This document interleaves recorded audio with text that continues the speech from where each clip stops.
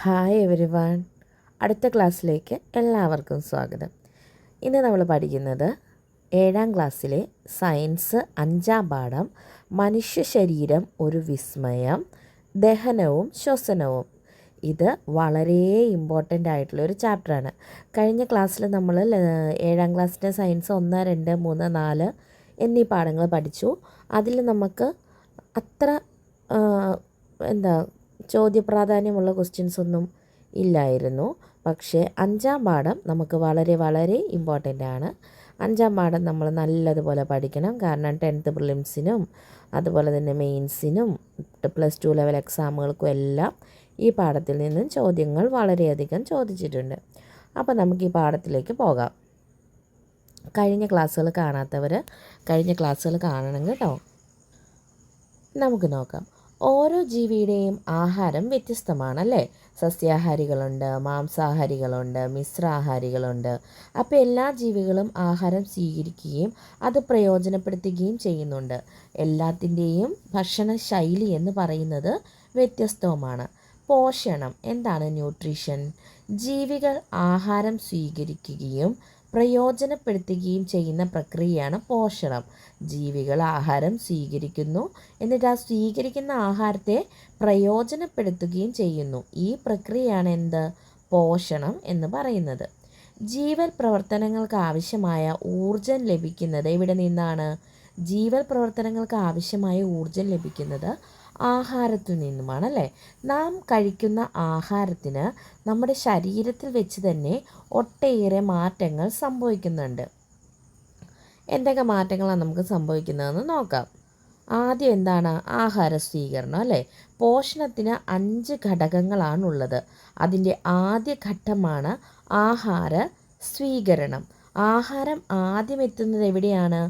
ആഹാരം ആദ്യം എത്തുന്നത് നമ്മുടെ വായിലാണ്. നമ്മുടെ വായിലെത്തുന്ന ആഹാരം ആദ്യം എന്താ ചെയ്യുന്നത്? അത് നമ്മുടെ ഉമ്മനീരുമായിട്ട് കലരുന്നു അല്ലേ. പിന്നീടോ ആഹാര പദാർത്ഥങ്ങൾ ചവച്ചരയ്ക്കുന്നത് ആരാണ്? പല്ലുകൾ. ആഹാരം കടിച്ചു മുറിക്കുന്നതിനും ചവച്ചരയ്ക്കുന്നതിനും അനുയോജ്യമായ ഘടനയും ക്രമീകരണവുമാണ് പല്ലുകൾക്കുള്ളത്. അപ്പോൾ ഇവിടെ നമുക്ക് പല്ലിൻ്റെ ഒരു പിക്ചർ തന്നിട്ടുണ്ട് അല്ലേ. പല്ലിൻ്റെ നെടുകെയുള്ള ഛേദം, അതായത് പല്ലിനെ രണ്ടായിട്ട് നമ്മുടെ പല്ലിൻ്റെ അകത്തുള്ളതൊക്കെയാണ് നമ്മളാ കാണുന്നത്. പല്ലിൻ്റെ ഉപരിതല പാളിയാണ് ഇനാമൽ. അപ്പം നമ്മുടെ പല്ലിൻ്റെ ഈ വെളുത്ത് കാണപ്പെടുന്ന ഭാഗമില്ലേ, അതാണ് ഇനാമൽ. അപ്പോൾ ഇത് PSCയുടെ ക്വസ്റ്റ്യൻ ആണ് കേട്ടോ. പല്ലിൻ്റെ ഉപരിതല പാളി ഏതാണ്? ഇനാമൽ. ഇനി അടുത്ത സെൻറ്റൻസ് ആണ് വളരെ ഇമ്പോർട്ടൻ്റ് ആയിട്ടുള്ളത്. കാണാതെ പഠിച്ചോ. മനുഷ്യ ശരീരത്തിലെ ഏറ്റവും കാഠിന്യമേറിയ പദാർത്ഥം പല്ലിൻ്റെ ഇനാമൽ. ഒരുപാട് തവണ ചോദിച്ചിട്ടുള്ള ക്വസ്റ്റ്യൻ ആണ് കേട്ടോ. അതുകൊണ്ട് ഇപ്പം തന്നെ നിങ്ങളിത് കാണാതെ പഠിക്കണം. മനുഷ്യ ശരീരത്തിലെ ഏറ്റവും കാഠിന്യമേറിയ പദാർത്ഥവും ഏതാണ്? പല്ലിൻ്റെ ഇനാമൽ. അപ്പം മനുഷ്യ ശരീരത്തിലെ ഏറ്റവും കാഠിന്യമേറിയ പദാർത്ഥം ഏതാണ്? പല്ലിൻ്റെ ഇനാമൽ. പഠിച്ചോ എല്ലാവരും? മനുഷ്യ ശരീരത്തിലെ ഏറ്റവും കാഠിന്യമേറിയ പദാർത്ഥം ഏതാണ്? പല്ലിൻ്റെ ഇനാമൽ. അപ്പോൾ ഈ പല്ലുകൾ എത്ര വിധം? 2 വിധമുണ്ട്. പാൽപ്പല്ലുകളും സ്ഥിരദന്തങ്ങളും. എന്താ പാൽപ്പല്ലുകൾ? ഒരു കുഞ്ഞിന് ആദ്യം മുളക്കുന്ന പല്ലുകളാണ് അതിൻ്റെ പാൽപ്പല്ലുകൾ അല്ലേ.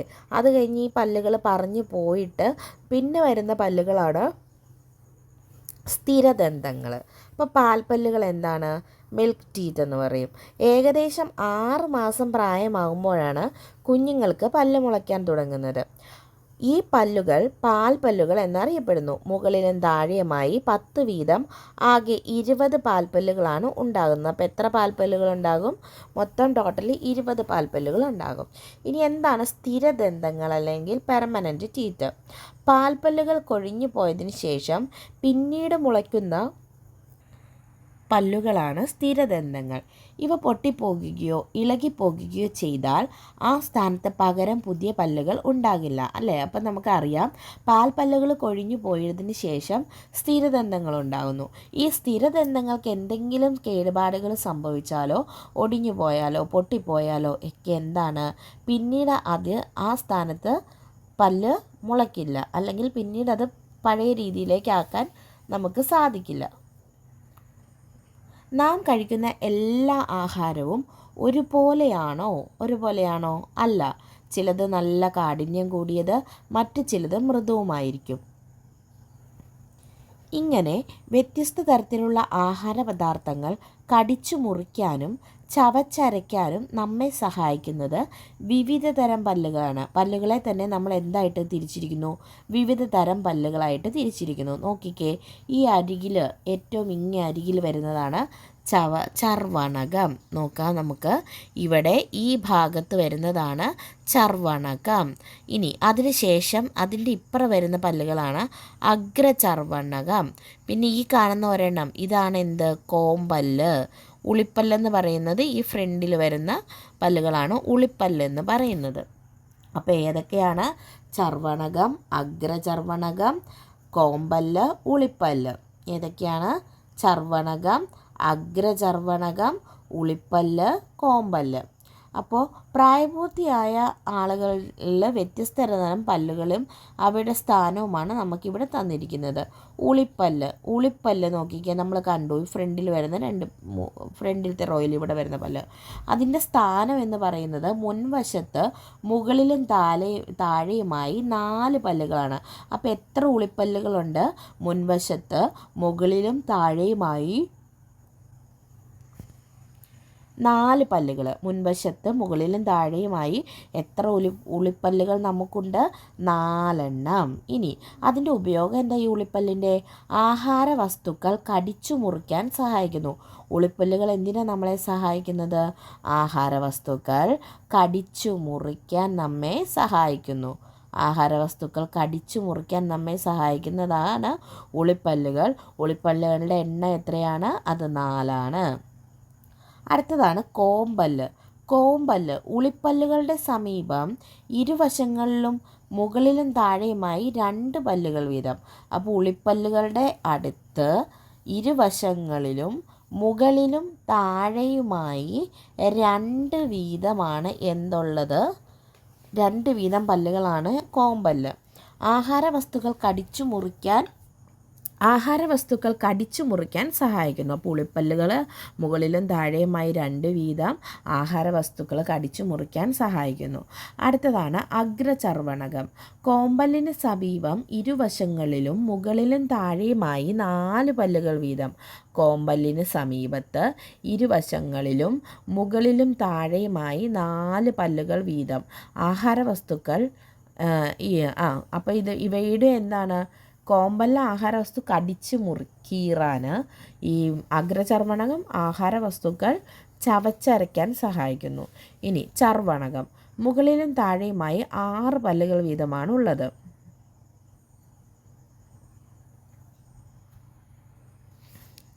ചർവണകം എന്ന് വെച്ചാൽ എന്താണ്? മുകളിലും താഴെയുമായി 6 പല്ലുകൾ വീതം. മുകളിലും താഴെയുമായി 6 പല്ലുകൾ വീതം ആഹാരവസ്തുക്കൾ ചവച്ചരയ്ക്കാൻ സഹായിക്കുന്നു.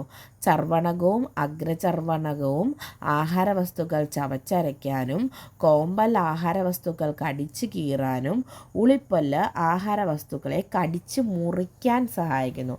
കോമ്പല്ല് കടിച്ച് കീറാൻ, ഉളിപ്പല്ല് കടിച്ച് മുറിക്കാൻ. അപ്പോൾ ഉളിപ്പല്ലുകളുടെ എണ്ണം 4, അതുപോലെ തന്നെ കോമ്പല്ല് 2, അഗ്രചർവണകം മുകളിലും താഴെയുമായി 4 പല്ലുകൾ വീതം, ചർവണകം മുകളിലും താഴെയുമായി 6 പല്ലുകൾ വീതം. ഇത് ഒരുപാട് തവണ PSC ചോദിച്ചിട്ടുള്ള ക്വസ്റ്റ്യൻ ആണ് കേട്ടോ. ഇത് ഇങ്ങനെ ചോദിക്കും: ആഹാരവസ്തുക്കൾ കടിച്ചു കീറാൻ സഹായിക്കുന്നത് എന്ത്? അല്ലെങ്കിൽ ആഹാരവസ്തുക്കൾ ചവച്ചരയ്ക്കാൻ സഹായിക്കുന്നത് എന്ത് എന്ന് ചോദിക്കും. അതുകൊണ്ട് ഇത് നമ്മൾ നല്ലതുപോലെ പഠിക്കണം. ഈ ചർവണകം എന്നീ വിഭാഗത്തിലുള്ള പല്ലുകളെയാണ് പൊതുവായിട്ട് നമ്മൾ അണപ്പല്ലുകൾ എന്ന് വിളിക്കുന്നത്. ഇനി നോക്കിക്കേ, മാംസാഹാരികളുടെ കോമ്പല്ല് വളരെയേറെ വികാസം പ്രാപിച്ചിരിക്കുന്നു. ഇവ മാംസം കടിച്ചു കീറാൻ സഹായിക്കുന്നു. മാംസാഹാരികളിൽ ഉളിപ്പല്ലുകൾ ആഹാരവും കടിച്ചു മുറിക്കാനും അണപ്പല്ലുകൾ ആഹാരം ചവച്ചരയ്ക്കാനും സഹായിക്കുന്നു. ദന്തക്ഷയം എങ്ങനെയാണ് വരുന്നത്? ഭക്ഷണം ചവച്ചരയ്ക്കുന്നതിന് മുഖ്യ പങ്ക് വഹിക്കുന്ന പല്ലുകൾ ശ്രദ്ധയോടെ സംരക്ഷിക്കേണ്ടതാണ്. പല്ലുകൾ കേടുവരുന്നത് എങ്ങനെയാണ്? കാൽസ്യം സംയുക്തം കൊണ്ട് നിർമ്മിതമായ കാഠിന്യമേറിയ പദാർത്ഥമാണ് മാർബിള്. ഇതിൻ്റെ ചെറിയ കഷ്ണം എടുത്ത് ഹാൻഡ് ലെൻസ് ഉപയോഗിച്ച് നിരീക്ഷിക്കുക. ഇപ്പോൾ ഇവിടെ ഒരു പരീക്ഷണം നടത്താനാണ് പറഞ്ഞിരിക്കുന്നത്. നമുക്ക് പരീക്ഷണം നടത്തേണ്ട കാര്യമില്ലല്ലോ. നമുക്ക് പല്ലിൻ്റെ ഇനാമലും ഒരു കാൽസ്യം സംയുക്തമാണ്. പല്ലിൻ്റെ ഇനാമൽ എന്താണ്? അതൊരു കാൽസ്യം സംയുക്തമാണ്. പല്ലിൻ്റെ ഇനാമൽ അതൊരു കാൽസ്യം സംയുക്തമാണ്. അടുത്തതാണ് നാക്ക്. രുചിയിൽ നാക്കിലെ സ്വാദമുകുളങ്ങൾ നമ്മെ സഹായിക്കുന്നു. വിഴുങ്ങാൻ സഹായിക്കുന്നു. പല്ലുകൾ ചവച്ചരയ്ക്കാൻ പാകത്തിന് ആഹാരത്തെ വായിലേക്ക് ചലിപ്പിക്കുന്നു. വായിൽ ദഹനപ്രക്രിയയിൽ ഉമിനീര് പ്രധാന പങ്ക് വഹിക്കുന്നുണ്ട് കേട്ടോ. ദഹനപ്രക്രിയയിൽ ഉമിനീര് പ്രധാന പങ്ക് വഹിക്കുന്നു. ആഹാരം അന്നപഥത്തിലൂടെ. അപ്പോൾ വായിൽ വെച്ച് ചവച്ചരയ്ക്കപ്പെടുന്ന ആഹാരം പിന്നീട് ദഹന വ്യവസ്ഥയുടെ ഏത് ഭാഗത്താണ് എത്തിച്ചേരുന്നതെന്ന് നോക്കിക്കേ. അതിങ്ങ് പോന്നു നമ്മുടെ വൻകുടൽ, ചെറുകുടൽ അങ്ങോട്ടേക്ക് എത്തും. അപ്പം വായിൽ നിന്ന് ആഹാരം ആദ്യം എത്തുന്നത് എവിടെയായിരിക്കും? നമുക്ക് നോക്കാം. വായ്ക്കുള്ളിൽ വെച്ച് ചവച്ചരയ്ക്കപ്പെട്ട ആഹാരം അന്നനാളത്തിലൂടെ ആമാശയത്തിലെത്തുന്നു. വായ്ക്കുള്ളിൽ ചവച്ചരയ്ക്കുന്നത് അന്നനാളത്തിലൂടെ എവിടെ എത്തുന്നത്? ആമാശയത്തിലെത്തുന്നു.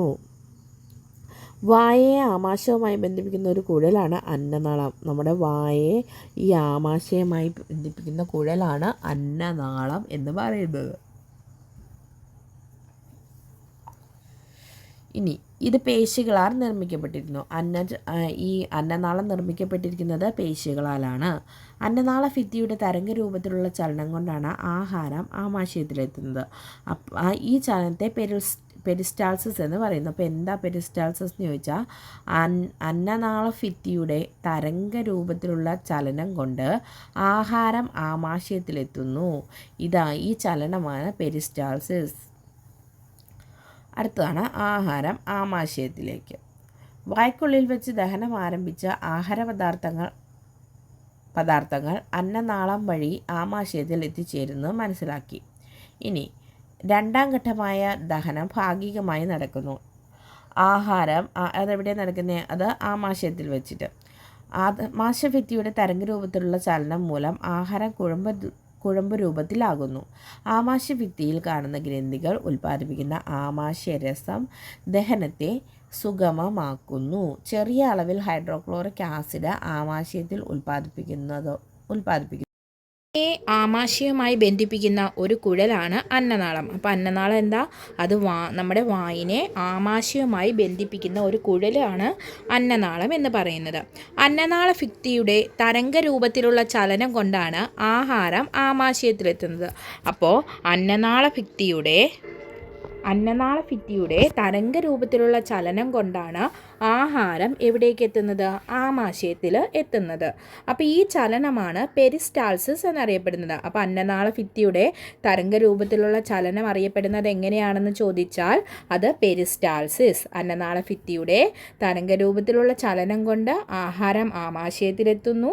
ഈ ചലനത്തിനെ നമ്മൾ വിളിക്കുന്നത് പെരിസ്റ്റാൾസിസ് എന്നാണ്. ഇനി നമുക്ക് ആഹാരം ആമാശയത്തിൽ നിന്നാണ് അടുത്ത ഹെഡിങ് നോക്കാം. വായ്ക്കുള്ളിൽ വെച്ച് ദഹനം ആരംഭിച്ചു അല്ലേ? അപ്പോൾ നമ്മുടെ ദഹനം ആരംഭിക്കുന്നത് എവിടെയാണ്? നമ്മുടെ വായുടെ ഉള്ളിൽ വെച്ച് ദഹനം ആരംഭിച്ച് ആഹാര പദാർത്ഥങ്ങൾ അന്നനാളം വഴി ആമാശയത്തിലെത്തുന്നു അല്ലേ?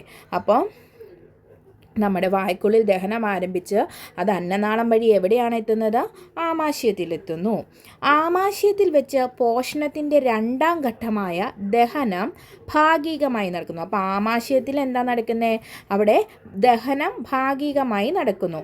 ആഹാര പദാർത്ഥങ്ങൾ 4 മുതൽ 5 മണിക്കൂർ വരെ അവിടെ നിൽക്കും. ആമാശയഭിത്തിയുടെ തരംഗരൂപത്തിലുള്ള ചലനം മൂലമാണ് ആഹാരം കുഴമ്പ് രൂപത്തിലാകുന്നത്. ആമാശയഭിത്തിയിൽ കാണുന്ന ഗ്രന്ഥികൾ ഉൽപ്പാദിപ്പിക്കുന്ന ആമാശയരസം ദഹനത്തെ സുഗമമാക്കുന്നു. ചെറിയ അളവിൽ ഹൈഡ്രോക്ലോറിക് ആസിഡും ആമാശയഭിത്തി ഉൽപ്പാദിപ്പിക്കുന്നു. അപ്പം നമ്മുടെ ആമാശയം ഉൽപ്പാദിപ്പിക്കുന്ന ആസിഡ് ഏതാണ്? അത് ഹൈഡ്രോക്ലോറിക് ആസിഡാണ്. എന്തിനു വേണ്ടിയിട്ടാണ്? ദഹനത്തിന് വേണ്ടിയിട്ടാണ് കേട്ടോ. അപ്പോൾ ആമാശയത്തിൽ നമ്മുടെ ശരീരത്തിൻ്റെ അകത്ത് ഉൽപ്പാദിപ്പിക്കുന്ന ഒരു ആസിഡ് ഏതാണെന്ന് ചോദിച്ചാൽ അതെന്താണ്? അത് ഹൈഡ്രോക്ലോറിക് ആസിഡാണ്.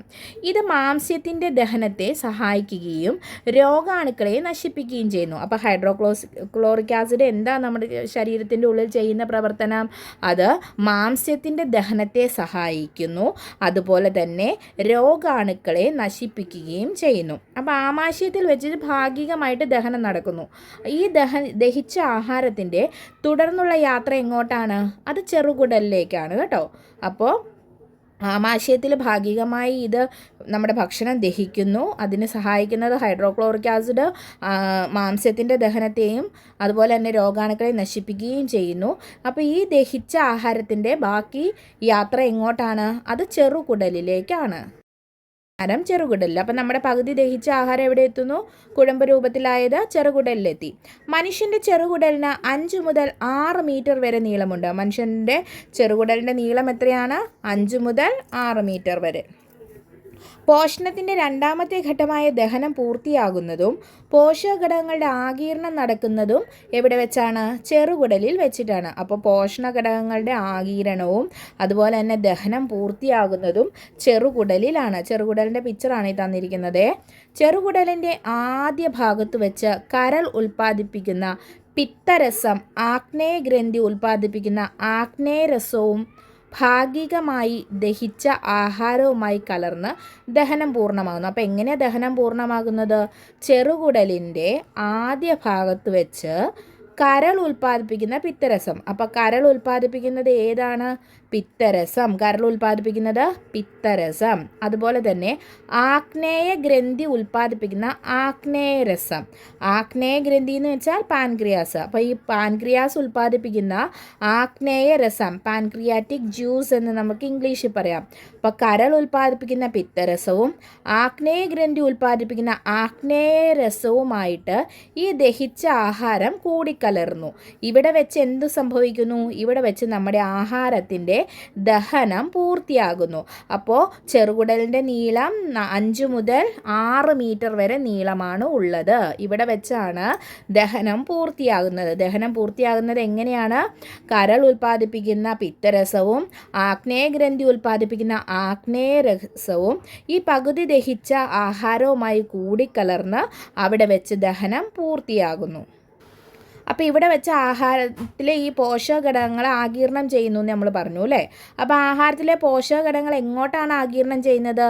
അത് രക്തത്തിലേക്കാണ് ആഗീരണം ചെയ്യുന്നത്. അതെങ്ങനെയാണെന്ന് നമുക്ക് നോക്കാം. ചെറുകുടലിൻ്റെ ഭിത്തിയിൽ കാണുന്ന വിരലുകൾ പോലുള്ള സൂക്ഷ്മങ്ങളായ ഭാഗങ്ങളാണ് വില്ലസുകൾ. നമ്മുടെ പിക്ചറിലേക്കൊന്ന് നോക്കിക്കേ നിങ്ങൾ. ചെറുകുടലിൻ്റെ ഭിത്തി, ഈ കാണുന്നതാണ് ചെറുകുടലിൻ്റെ ഭിത്തി എന്ന് പറയുന്നത്. ഈ ചെറുകുടലിൻ്റെ ഭിത്തിയിൽ വിരലുകൾ പോലെ സൂക്ഷ്മങ്ങളായ ഭാഗങ്ങൾ നിങ്ങൾ കണ്ടോ?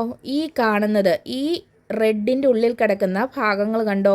ഈ വിരലുകൾ പോലെ സൂക്ഷ്മങ്ങളായ ഭാഗങ്ങളെ പറയുന്ന പേരാണ് വില്ലസുകൾ.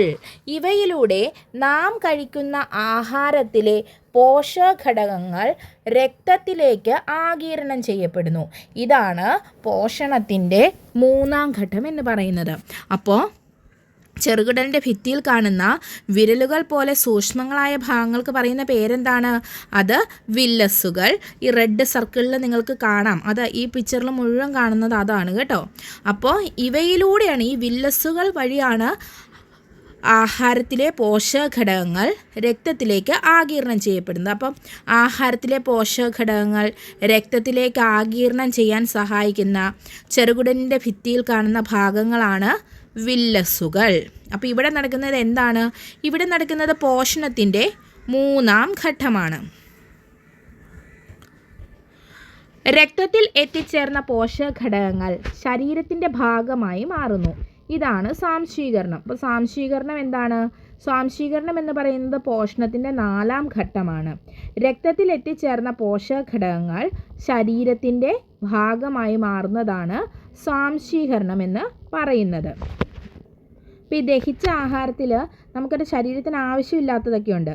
അപ്പോൾ അതെങ്ങനെയാണ് പുറത്തേക്ക് പോകുന്നത്? ദഹിച്ച ആഹാര പദാർത്ഥങ്ങളിൽ നിന്ന് പോഷകഘടകങ്ങളുടെ ആഗീരണത്തിന് ശേഷമുള്ള അവശിഷ്ടങ്ങൾ വൻകുടലിലേക്ക് നീങ്ങുന്നു. അപ്പോൾ ചെറുകുടലിൽ വെച്ചിട്ട് എന്ത് സംഭവിക്കുന്നു? നമ്മുടെ ആഹാരത്തിൻ്റെ ദഹനം പൂർത്തിയാകുന്നു. അതിനുശേഷം നമ്മളുടെ ആഹാരത്തിൽ ദഹനം കഴിഞ്ഞ് ബാക്കി വരുന്ന അവശിഷ്ടങ്ങൾ എങ്ങോട്ടേക്ക് മാറുന്നു? വൻകുടലിലേക്ക് നീങ്ങുന്നു. വൻകുടലിൽ വെച്ച് ദഹനാവശിഷ്ടങ്ങളിലുള്ള ജലവും ലവണങ്ങളും ആവശ്യാനുസരണം ആഗീരണം ചെയ്യപ്പെടുന്നു. അപ്പോൾ ജലവും ലവണങ്ങളൊക്കെ എവിടെയാണ് ആഗീരണം ചെയ്യപ്പെടുന്നത്? അത് വൻകുടലിൽ വെച്ചിട്ടാണ് ആഗീരണം ചെയ്യപ്പെടുന്നത്. തുടർന്ന് ആമാശയത്തിൽ സംഭരിക്കപ്പെടുന്ന ദഹനാവശിഷ്ടങ്ങൾ മലദ്വാരത്തിലൂടെ പുറന്തള്ളപ്പെടുന്നു. ഈ പുറന്തള്ളൽ പ്രക്രിയയാണ് മലവിസർജനം. ഇത് പോഷണത്തിൻ്റെ 5ാം ഘട്ടമാണ്. അപ്പോൾ 5 ഘട്ടങ്ങളിലായിട്ടാണ് ദഹനം നടക്കുന്നത്, അല്ലേ?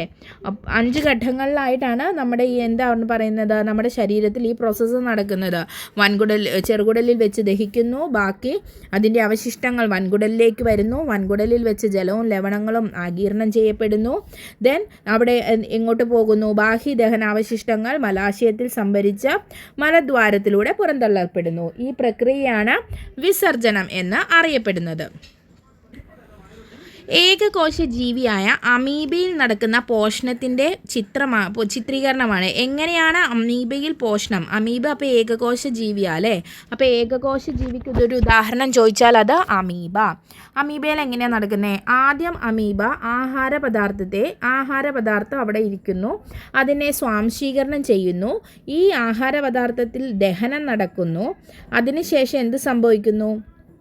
അതിൽ നിന്നും ആവശ്യമുള്ളതിനേക്ക് ആഗീരണം ചെയ്യുന്നു, സ്വാംശീകരിക്കുന്നു, പുറന്തള്ളൽ സംഭവിക്കുന്നു. ഇതാണ് അമീബയിലെ പോഷണത്തിൻ്റെ തലങ്ങൾ ഇവിടെ കൊടുത്തിരിക്കുന്നത്. ഉച്ഛ്വാസവും നിശ്വാസവും. വായു ശ്വാസകോശത്തിലേക്ക് എടുക്കുന്ന പ്രവർത്തനമാണ് ഉച്ഛ്വാസം. അതെന്താ? നമ്മൾ ശ്വാസം വലിച്ചെടുക്കുന്നു, അല്ലേ? അതാണ് ഉച്ഛ്വാസം. ദെൻ ഈ ശ്വാസകോശത്തിൽ നിന്നും വായു പുറത്തേക്ക് പോകുന്ന പ്രവർത്തനമാണ് നിശ്വാസം. അപ്പോൾ വായു നമ്മൾ ഉള്ളിലേക്ക് എടുക്കുന്നത് എന്താണ്? ഉച്ഛ്വാസവും പുറന്തള്ളുന്നത് നിശ്വാസവുമാണ്. അപ്പോൾ നമ്മൾ വായു ഉള്ളിലേക്ക് വലിച്ചെടുക്കുമ്പോൾ കൂടുതലും എന്താണ്? ഓക്സിജൻ വലിച്ചെടുക്കുന്നു. ദെൻ അതിനെ നമ്മൾ പുറന്തള്ളുമ്പോൾ എന്താണ് പുറത്തോട്ട് പോകുന്നത്? Carbon dioxide. മനുഷ്യൻ്റെ ശ്വാസകോശങ്ങൾ സ്ഥിതി ചെയ്യുന്ന നെഞ്ചിനകത്തെ അറയാണ് ഔരസാശയം. എന്താണ് ഔരസാശയം? മനുഷ്യൻ്റെ ശ്വാസകോശങ്ങൾ സ്ഥിതി ചെയ്യുന്ന നെഞ്ചിനകത്തെ അറയെ വിളിക്കുന്ന പേരാണ് ഔരസാശയം. ഔരസാശയം എന്താ? ഒന്നും കൂടി പറഞ്ഞേ നിങ്ങൾ. മനുഷ്യൻ്റെ ശ്വാസകോശങ്ങൾ സ്ഥിതി ചെയ്യുന്ന നെഞ്ചിനകത്തെ അറയാണ് ഔരസാശയം. അതിന് താഴെയുള്ള ഭാഗമാണ് ഉദരാശയം. ഔരസാശയത്തിന് താഴെ കാണപ്പെടുന്ന ഭാഗം എന്താണ്? ഉദരാശയം.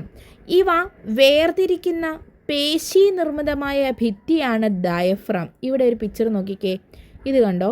ഇതാണ് ഡയഫ്രം. ഈ ലാസ്റ്റ് പോയിന്റ് ചെയ്തിരിക്കുന്നതാണ് ഡയഫ്രം എന്ന് പറയുന്നത്. അപ്പോൾ എന്താ? ഈ നമ്മുടെ ഉദരാശയത്തെയും അതുപോലെ തന്നെ ഔരസാശയത്തെയും വേർതിരിക്കുന്ന പേശി നിർമ്മിതമായ ഭിത്തിയാണ് ഡയഫ്രം. ഇതല്പം മേലോട്ട് വളഞ്ഞാണ് ഇരിക്കുന്നത്. ഇതിന് കമാനാകൃതിയാണ്. ഇപ്പോൾ ഡയഫ്രത്തിൻ്റെ ആകൃതി എന്താണ്? കമാനാകൃതിയാണ്. ഡയഫ്രം എന്താണ് ഡയഫ്രം എന്ന് ചോദിച്ചാൽ ഔരസാശയത്തെയും ഉദരാശയത്തെയും വേർതിരിക്കുന്ന പേശി നിർമ്മിതമായ ഭിത്തിയാണ് ഡയഫ്രം. ഇത് ഡയഫ്രത്തിൻ്റെ ആകൃതി എന്ന് പറയുന്നത് കമാനാകൃതിയാണ്. മനുഷ്യ ശ്വാസകോശങ്ങളുടെ സങ്കോച വികാസങ്ങളും നമ്മൾ കണ്ടു, അല്ലേ? അപ്പോൾ ഇതിൻ്റെ പ്രവർത്തനം എങ്ങനെയാണ്? ശ്വാസങ്ങളുടെ സങ്കോച വികാസങ്ങൾ നിയന്ത്രിക്കുന്നതിൽ ഡയഫ്രത്തിനും വാരിയെല്ലുകളോട് ചേർന്ന പേശികൾക്കും പങ്കുണ്ട്. അപ്പം ശ്വാസകോശത്തിൻ്റെ സങ്കോച വികാസം എന്ന് വെച്ചാൽ എന്താ? നമ്മൾ ശ്വാസം എടുക്കും, ശ്വാസം പുറത്തേക്ക് വിടുന്നു. ഇതിനെ നിയന്ത്രിക്കുന്നതിൽ നമ്മുടെ ഡയഫ്രത്തിനും വാരിയെല്ലുകളോട് ചേർന്ന പേശികൾക്കും പങ്കുണ്ട് എന്നാണ് പറയുന്നത്. ഉച്ഛ്വാസവും നിശ്വാസവും നടക്കുമ്പോൾ ഡയഫ്രത്തിന് എന്ത് മാറ്റം സംഭവിക്കുന്നു? ഉച്ഛ്വാസം സംഭവിക്കുന്ന സമയത്ത് എന്താ പറയുന്നത്? ഉച്ഛ്വാസ സമയത്ത് ഡയഫ്രം ചുരുങ്ങുന്നു അല്ലേ? ഉച്ഛ്വാസ സമയത്ത് എന്താ ചെയ്യുന്നത്? ഡയഫ്രം ചുരുങ്ങും. നമുക്ക് കാണാം ഈ പിക്ചറിൽ അല്ലേ? ഇതാണ് നമുക്ക് ഡയഫ്രം. നോക്കിക്കേ, ഉച്ഛ്വാസ സമയത്ത് ഡയഫ്രം ചുരുങ്ങുന്നു. എന്നാൽ നിശ്വാസ ചുരുങ്ങുകയും ആ വളവ് മുകളിലോട്ട് വളഞ്ഞായിരിക്കുന്നതെന്ന് നമ്മൾ പറഞ്ഞു അല്ലേ? കമാനാകൃതി ഇച്ചിരി നിവർന്ന് വന്നിട്ടില്ലേ അവിടെ നിന്ന്? നോക്കിക്കേ.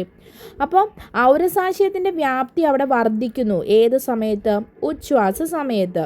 അതുകൊണ്ട് അന്തരീക്ഷവായു ശ്വാസകോശത്തിലേക്ക് പ്രവേശിക്കുന്നു, ശ്വാസകോശം വികസിക്കുകയും ചെയ്യുന്നു. അപ്പം ഉച്ഛ്വാസ സമയത്ത് ഡയഫ്രം ചുരുങ്ങുകയും ആ വളവ്, ഡയഫ്രത്തിൻ്റെ കമാനാകൃതി എന്ന് പറഞ്ഞു, ആ വളവ് അല്പം നിവരുകയും ചെയ്യുന്നു. അതിനാൽ ഔരസാശയത്തിൻ്റെ വ്യാപ്തി വർദ്ധിക്കുന്നു. തൽഫലമായി അന്തരീക്ഷവായു ശ്വാസകോശത്തിലേക്ക് പ്രവേശിക്കുന്നു, ശ്വാസകോശം വികസിക്കുകയും ചെയ്യുന്നു. ഇനി നിശ്വാസ സമയത്ത് ഡയഫ്രം വീണ്ടും പൂർവ്വസ്ഥിതിയിലാകുന്നു, ശ്വാസകോശവും പൂർവ്വസ്ഥിതിയിലാകുന്നു. ശ്വാസകോശത്തിൽ നിന്നും വായു പുറത്തേക്ക് പോകുന്നു. നമ്മുടെ നാസാദ്വാരത്തിലൂടെ വായു അകത്തേക്ക് കടക്കുന്നു അല്ലേ? ഇത് ശ്വാസകോശങ്ങളിലെ വായു അറകളിലേക്ക് എത്തുന്നു. വായുവിൻ്റെ സഞ്ചാരപാതയാണ് ശ്വസനപഥം എന്ന് പറയുന്നത്. വായുവിൻ്റെ സഞ്ചാരപാത എന്താണ്? ശ്വസനപഥം. അപ്പം ആദ്യം വായു അറ, ദെൻ എന്താണ്? നോക്കിക്കേ, നാസ്വാധാരം വഴി നമ്മൾ ശ്വാസം ഉള്ളിലേക്ക് എടുക്കുന്നു. അത് ശ്വാസനാളം, ശ്വസനിക, വായു അറ വഴിയാണ് നമ്മുടെ ശ്വാസകോശത്തിലേക്ക് എത്തുന്നത്. ഇവിടെ നമുക്ക് 2 ഫ്ലോ ചാർട്ട് തന്നിട്ടുണ്ട്. ഒന്നിൽ നമുക്ക് ഉച്ഛ്വാസം, 2 നിശ്വാസം. ഉച്ഛ്വാസത്തിൽ നിന്നും നമുക്ക് തുടങ്ങാം. ഉച്ഛ്വാസം സംഭവിക്കുമ്പോൾ അല്ലെങ്കിൽ നമ്മൾ വായു ഉള്ളിലേക്ക് എടുക്കുമ്പോൾ എന്ത് മാറ്റങ്ങൾ സംഭവിക്കുന്നു?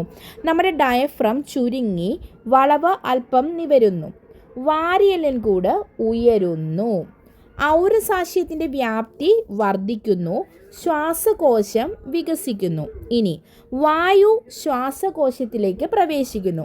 ഇതിന് ശേഷം നമ്മൾ നിശ്വാസം ചെയ്യുമ്പോൾ അല്ലെങ്കിൽ വായു നമ്മൾ പുറത്തേക്ക് വിടുമ്പോൾ എന്ത് സംഭവിക്കുന്നു? ഡയഫ്രം പൂർവ്വസ്ഥിതിയിലാകുന്നു, വാരിയെല്ലിൻ കൂട് താഴുന്നു, ഔരസാശയത്തിൻ്റെ വ്യാപ്തി കുറയുന്നു, ശ്വാസകോശം ചുരുങ്ങുന്നു, ശ്വാസകോശത്തിൽ നിന്നും വായു പുറത്തേക്ക് പോകുന്നു. അപ്പോൾ ആദ്യം നമ്മൾ ശ്വാസം എടുക്കുക അല്ലേ? ശ്വാസം എടുക്കുമ്പോൾ തൊട്ട് പുറത്തേക്ക് പോകുന്നത് വരെയുള്ള കാര്യങ്ങളാണ് ഇവിടെ പറയുന്നത്. അപ്പോൾ ശ്വാസം എടുക്കുമ്പോൾ നമ്മുടെ ഡയഫ്രം ചുരുങ്ങി അതിൻ്റെ വളവ് അല്പം നിവരും. പിന്നെ എന്താണ്? വാരിയെല്ലിൻ കൂട് ഉയരുന്നു, ഔരസാശയത്തിൻ്റെ വ്യാപ്തി വർദ്ധിക്കുന്നു, ശ്വാസകോശം വികസിക്കുന്നു. ദെൻ വായു ശ്വാസകോശത്തിലേക്ക് പ്രവേശിക്കുന്നു. പിന്നീട് ഈ ഡയഫ്രം നമ്മൾ ശ്വാസം പുറത്തേക്ക് വിടുമ്പോൾ പോകുന്നു. അപ്പോൾ ഔരസാശയത്തിൻ്റെ വ്യാപ്തി കുറയുന്നു, ശ്വാസകോശം ചുരുങ്ങുന്നു, ഡയഫ്രം പൂർവ്വസ്ഥിതിയിലാകുന്നു, വാരിയെല്ലിൻ കൂട് താഴുന്നു.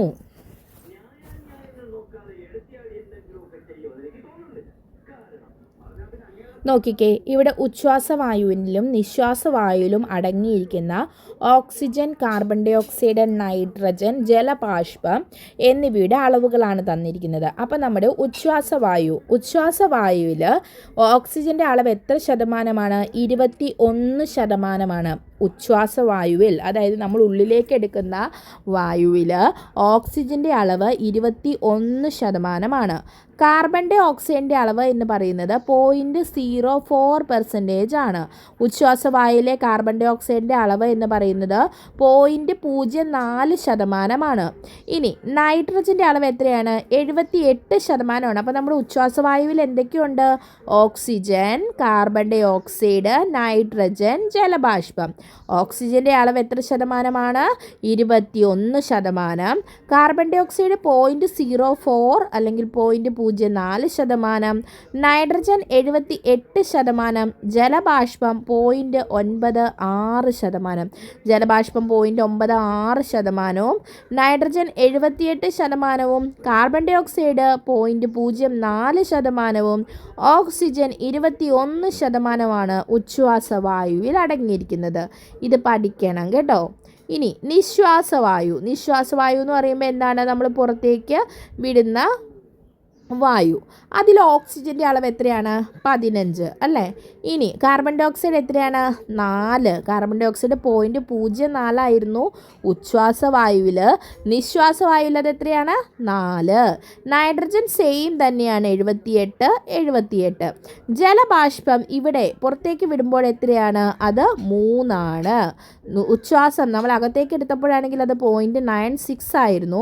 പക്ഷേ പുറത്തേക്ക് വിടുമ്പോൾ നിശ്വാസവായുവിലെ ജലബാഷ്പത്തിൻ്റെ അളവ് എന്ന് പറയുന്നത് 3%.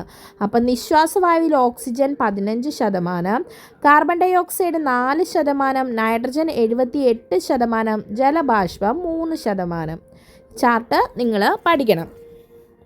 ഈ ടെക്സ്റ്റ് ബുക്കിൽ തന്നിരിക്കുന്ന ചാർട്ടുകളൊക്കെ വളരെയധികം ഇമ്പോർട്ടൻ്റ് ആണ് കേട്ടോ. അതിൽ നിന്നൊക്കെയാണ് നമ്മളോട് ക്വസ്റ്റ്യൻസ് ചോദിക്കുന്നത്. അപ്പോൾ ഇനി നമുക്കോട് പറഞ്ഞിരിക്കുന്നത് നമ്മുടെ ഈ ശ്വാസനാളത്തിൽ ഭക്ഷണം കുടുങ്ങിയാൽ എന്തൊക്കെ ചെയ്യാം അല്ലേ. നമ്മളെപ്പോഴും തന്നെ കുട്ടികളിലും മുതിർന്നവരിലും ഒക്കെ ആണെങ്കിലും ഭക്ഷണം നമ്മുടെ ശ്വാസനാളത്തിൽ തടയുകയും അതുപോലെ തന്നെ കുഞ്ഞു കുട്ടികൾ മുലപ്പാൽ കുടുങ്ങി ശ്വാസനാളത്തിൽ കുടുങ്ങി മരിച്ചുപോയി അങ്ങനെയുള്ള വാർത്തകളൊക്കെ നമ്മൾ കാണാറുണ്ട്. അപ്പോൾ ഇങ്ങനെയുള്ള സന്ദർഭങ്ങളിൽ എന്ത് ചെയ്യും? ശ്വാസനാളത്തിൽ ഭക്ഷണം കുടുങ്ങിയാൽ ആ വ്യക്തിയോട് ശക്തിയായി ചുമയ്ക്കാൻ ആവശ്യപ്പെടണം. അപ്പോൾ ശ്വാസനാളത്തിൽ ഭക്ഷണം കുടുങ്ങിയാൽ എന്ത് ചെയ്യണം? ആ വ്യക്തിയോട് നമ്മൾ അല്ലെങ്കിൽ നമ്മൾക്ക് അങ്ങനെ സംഭവിച്ചാൽ നമ്മൾ ശക്തിയായി ചുമയ്ക്കണം. ചുമയുടെ ശക്തിയിൽ ആഹാരവസ്തു പുറന്തള്ളപ്പെടും. നെക്സ്റ്റ്, ശ്വാസതടസ്സം നേരിട്ട വ്യക്തിയെ ഇവിടെ ചിത്രത്തിൽ കാണുന്നത് പോലെ അല്പം കുനിച്ചു നിർത്തി പിറകിലായി നിന്ന് 2 കൈകൾ കൊണ്ട് അപകടത്തിൽപ്പെട്ടയാളുടെ വയറിൽ ശക്തിയായി അമർത്തുക. ആവശ്യമെങ്കിൽ ഏതാനും തവണ ഇത് ആവർത്തിക്കാം. ഇനി മൂന്നാമതായി ചെറിയ കുട്ടികളാണെങ്കിൽ ചിത്രത്തിൽ കാണുന്നത് പോലെ കമഴ്ത്തി പിടിച്ച് തോളെല്ലുകൾക്കിടയിലായി ശക്തിയായി തട്ടണം. ആവശ്യമെങ്കിൽ വൈദ്യസഹായം ലഭ്യമാക്കണം. ഇനി പുകവലിയുടെ ആരോഗ്യ പ്രശ്നങ്ങൾ എന്നുള്ള ഒരു ബോക്സാണ് ഇവിടെ തന്നിരിക്കുന്നത്. പുകവലി ശ്വാസകോശത്തിൻ്റെ പ്രവർത്തനങ്ങളെ തകരാറിലാക്കും. പുകയിൽ അടങ്ങിയ കരിയും ടാറും മറ്റു വിഷപദാർത്ഥങ്ങളും ശ്വാസകോശത്തിൽ തങ്ങി നിൽക്കും. ഇത് നിലയ്ക്കാത്ത ചുമയ്ക്ക് കാരണമാകും. പുകയിലയിൽ നിന്ന് ക്യാൻസറിന് കാരണമാകുന്ന രാസവസ്തുക്കളും നമ്മുടെ ശരീരത്തിലേക്ക് എത്തുന്നു. ശ്വസനത്തിലെ വൈവിധ്യം. നഗ്നനേത്രം കൊണ്ട് കാണാൻ കഴിയാത്ത ഒരു ജലജീവിയാണ് പാരമീസിയം. പാരമീസിയം എന്താ? നമ്മുടെ നഗ്നനേത്രങ്ങൾ കൊണ്ട്, അതായത് നമുക്കിങ്ങനെ കണ്ണുകൾ കൊണ്ട് കാണാൻ സാധിക്കില്ലാത്ത ഒരു ജലജീവിയാണ് പാരമീസിയം. ഏകകോശ ജീവി കൂടിയാണ് എന്ത്? പാരമീസിയം. അപ്പം നമ്മൾ ഇതിനു മുമ്പ് ഒരു ഏകകോശ ജീവിയുടെ കാര്യം പറഞ്ഞല്ലോ. അതെന്താ? അതാണ് ഏതാണ്? അമീബ. അമീബയും പാരമീസിയും ഒക്കെ എന്താണ്? ഏകകോശ ജീവികളാണ്. അപ്പോൾ ഈ അമീബയിൽ പാരമീസിയത്തിൽ നടക്കുന്ന നമ്മുടെ ശ്വസന വൈവിധ്യം എന്ന് പറഞ്ഞിട്ടുണ്ടെങ്കിൽ ഓക്സിജനെ സ്വീകരിക്കുന്നു. എതിലെയാണ്? കോശസ്തരത്തിലൂടെയാണ് ഓക്സിജനെ സ്വീകരിച്ച് കാർബൺ ഡൈ ഓക്സൈഡിനെ പുറന്തള്ളുന്നത്.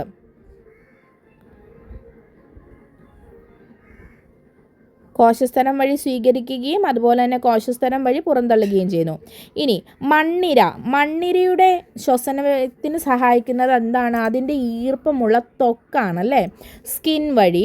മത്സ്യമാണെങ്കിലോ അതിൻ്റെ ചെകിളകൾക്കിടയിൽ, ശകുലങ്ങൾ എന്ന് പറയും, ചെകിളപ്പൂക്കളിൽ കൂടിയാണ് മത്സ്യത്തിൽ ശ്വസനം നടക്കുന്നത്. തവള കരയിലാണെങ്കിൽ ശ്വാസകോശം വഴിയും വെള്ളത്തിലായിരിക്കുമ്പോൾ ഈർപ്പമുള്ള ത്വക്കിലൂടെയും. അപ്പോൾ കരയിലും വെള്ളത്തിലും ജീവിക്കാനൊക്കെ നമ്മൾ പറയൂ അല്ലേ. അപ്പോൾ എങ്ങനെയാണ്? തവളയ്ക്ക് കരയിലാണെങ്കിൽ ശ്വാസകോശം വഴിയും, അല്ല വെള്ളത്തിലാണെങ്കിൽ അതിൻ്റെ ഈർപ്പമുള്ള ത്വക്കിലൂടെയുമാണ് ശ്വസനം നടക്കുന്നത്. ഇനി ചിലന്തി, ബുക്ക് ലങ്സ്. ചിലന്തിയിൽ എങ്ങനെയാണ് ശ്വസനം നടക്കുന്നത്? ബുക്ക് ലങ്സ് വഴിയാണ്. എന്താണ് ശ്വസനം? ജീവികൾ അവയുടെ പരിസരത്ത് നിന്ന് ഓക്സിജൻ സ്വീകരിക്കുകയും കാർബൺ ഡൈ ഓക്സൈഡ് പുറന്തള്ളുകയും ചെയ്യുന്ന പ്രക്രിയയാണ് ശ്വസനം. ശ്വസനം എന്താണെന്ന് ചോദിച്ചാൽ, ജീവികൾ അവയുടെ ചുറ്റുപാടുകളിൽ നിന്ന് എന്ത് സ്വീകരിക്കുന്നു? ഓക്സിജൻ സ്വീകരിക്കുന്നു. അതിനുശേഷം കാർബൺ ഡൈ ഓക്സൈഡിനെ പുറന്തള്ളുന്നു. ഈ പ്രക്രിയയാണ് ശ്വസനം. ജീവികൾ അവയുടെ പരിസരത്ത് നിന്ന് ഓക്സിജൻ സ്വീകരിച്ച് കാർബൺ ഡൈ ഓക്സൈഡിനെ പുറന്തള്ളുന്ന പ്രക്രിയയാണ് ശ്വസനം എന്ന് പറയുന്നത്. ഇനി സസ്യങ്ങളുടെ ശ്വസനം എങ്ങനെയാണ്? ജന്തുക്കളെ പോലെ സസ്യങ്ങളും അന്തരീക്ഷത്തിൽ നിന്ന് ഓക്സിജൻ സ്വീകരിക്കുകയും കാർബൺ ഡൈ ഓക്സൈഡ് പുറന്തള്ളുകയും ചെയ്യുന്നു. ഇലകളിലെ ഇളം കാണ്ഡങ്ങളിലും കാണപ്പെടുന്ന സൂക്ഷ്മ സുഷിരങ്ങളായ സുഷിരങ്ങളായ ആസ്യാരന്ധ്രങ്ങൾ വഴിയാണ് വാതക വിനിമയം നടക്കുന്നത്. അപ്പോൾ ജന്തുക്കളെ പോലെ സസ്യങ്ങളും അന്തരീക്ഷത്തിൽ നിന്ന് ഓക്സിജൻ സ്വീകരിക്കുകയും കാർബൺ ഡൈ ഓക്സൈഡ് പുറന്തള്ളുകയും ചെയ്യുന്നു. ഇലകളിലും ഇളം കാണ്ഡങ്ങളിലും കാണപ്പെടുന്ന സുഷിരങ്ങളായ ആസ്യാരന്ധ്രങ്ങൾ വഴിയാണ് ഈ വാതക വിനിമയം നടക്കുന്നത്. സസ്യങ്ങളുടെ ശ്വസനം, ജന്തുക്കളെ പോലെ സസ്യങ്ങളുടെ ശ്വസനം നടക്കുന്നത് എങ്ങനെയാണ്? അന്തരീക്ഷത്തിൽ നിന്നും ഓക്സിജൻ സ്വീകരിക്കുന്നു, കാർബൺ ഡൈ ഓക്സൈഡ് പുറന്തള്ളുന്നു. സസ്യങ്ങളും അന്തരീക്ഷത്തിൽ നിന്ന് ഓക്സിജൻ സ്വീകരിക്കുന്നു, എങ്ങനെ? Carbon dye ഓക്സൈഡിനെ പുറന്തള്ളുന്നു. ഇലകളിലും കാണ്ഡങ്ങളിലും കാണപ്പെടുന്ന സുഷിരങ്ങളായ ആസ്യാരന്ധ്രങ്ങൾ വഴിയാണ് വാതക വിനിമയം നടക്കുന്നത്. എങ്ങനെയാണ്? അപ്പം ഇതിലെയാണ് ശ്വസനം നടക്കുന്നത്? ആസ്യാരന്ധ്രങ്ങൾ വഴിയാണ് ശ്വസനം നടക്കുന്നത്. അപ്പം സസ്യങ്ങൾ ശ്വസിക്കുമ്പോൾ സ്വീകരിക്കുന്ന വാതകം ഓക്സിജനും അതുപോലെ തന്നെ പുറന്തള്ളുന്ന വാതകം എന്താണ്? അത് കാർബൺ ഡൈ ഓക്സൈഡുമാണ് കേട്ടോ, മാറിപ്പോകരുതേ. വാതക വിനിമയം നടക്കുന്നത് എവിടെയാണ്? ആസ്യാരന്ധ്രങ്ങൾ വഴിയാണ്. അപ്പോൾ ഇത്രയാണ് ഈ പാഠത്തിൽ നമുക്ക് പഠിക്കാനുള്ളത്. ഇത് വളരെ ഈ ദഹന വ്യവസ്ഥയോ നമ്മുടെ പല്ല്, നാക്ക്, ഇതെല്ലാം വളരെ ഇമ്പോർട്ടൻ്റ് ആയിട്ടുള്ളതാണ്. ഇതിൽ നിന്നും ക്വസ്റ്റ്യൻസ് വീണ്ടും PSC ചോദിച്ചിട്ടുണ്ട്. അപ്പോൾ എല്ലാവരും ക്ലാസ് കാണുക, നിങ്ങളുടെ അഭിപ്രായങ്ങൾ രേഖപ്പെടുത്തുക, പഠിക്കുക. 10th പ്രിലിംസിനൊക്കെ വളരെ ഇമ്പോർട്ടൻ്റ് ആയിട്ടുള്ളൊരു ചാപ്റ്ററാണ് കേട്ടോ ഇത്. So thank you everyone. നിങ്ങൾക്ക് ക്ലാസ്സുകൾ ഇഷ്ടപ്പെട്ടെങ്കിൽ നിങ്ങൾ ലൈക്ക് ചെയ്യുക, സബ്സ്ക്രൈബ് ചെയ്യുക, ഷെയർ ചെയ്യുക. Thank you.